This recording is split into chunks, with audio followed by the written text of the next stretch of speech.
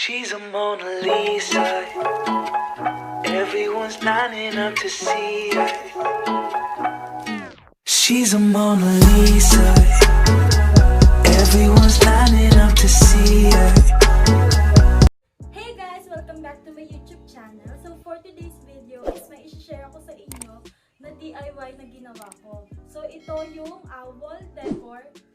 For 11 pesos guys, meron na kayong magagawang DIY wall decor nyo para sa inyong room kung wala kayong budget or dahil nga quarantine ngayon at ako bilang student lang ako, wala talaga akong income o wala akong pera pambili ng mga pang-design ko sa kwarto ko. So naisipan ko na gumawa ako ng popsicle DIY for 11 pesos. So sa Shopee, nagtingin-tingin ako ng mga popsicle na 50 pieces yung isang plastic. So nakakita ko noon sa isang shop. And gumawa nga ako ng wall decor. So ito siya sa likod ko.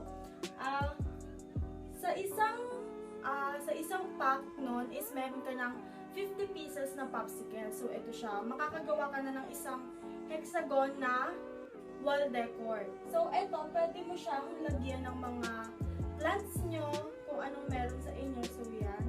Para na siyang shelf nyo sa inyong pader. So pwede nyo siyang idikit or pwede nyo rin siyang ilapag lang dyan sa kahit saan na gusto nyo ilagay siya.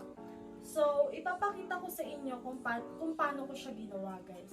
So kung gusto nyo makita or malaman kung paano ko siya ginawa, please just keep on watching.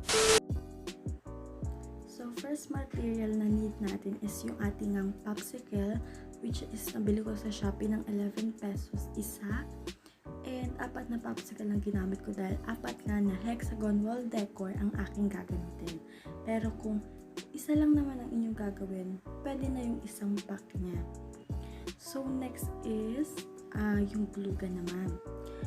Mas need natin yung glue gun at mas prefer ko ang glue gun para mas stick na siya dun at hindi na siya matatanggal talaga. So first is gagawa muna tayo ng pattern, which is hexagon pattern natin. Na yun nga yung gagawin natin.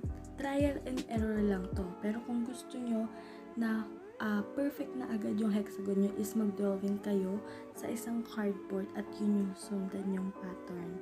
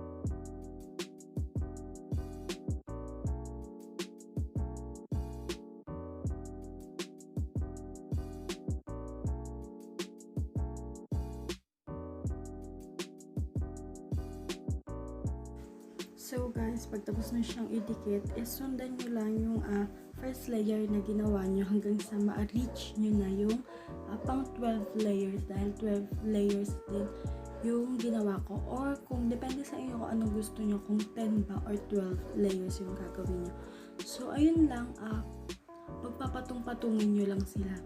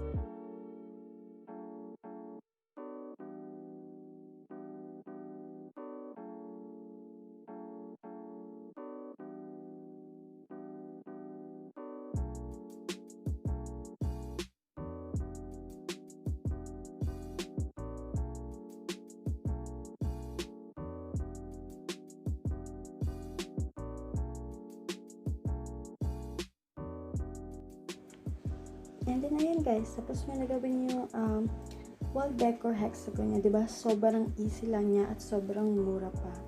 Kaya kung ako sa inyo, gawin nyo na siya kung wala kayong budget or wala kayong pera pambili ng pang-disenyo.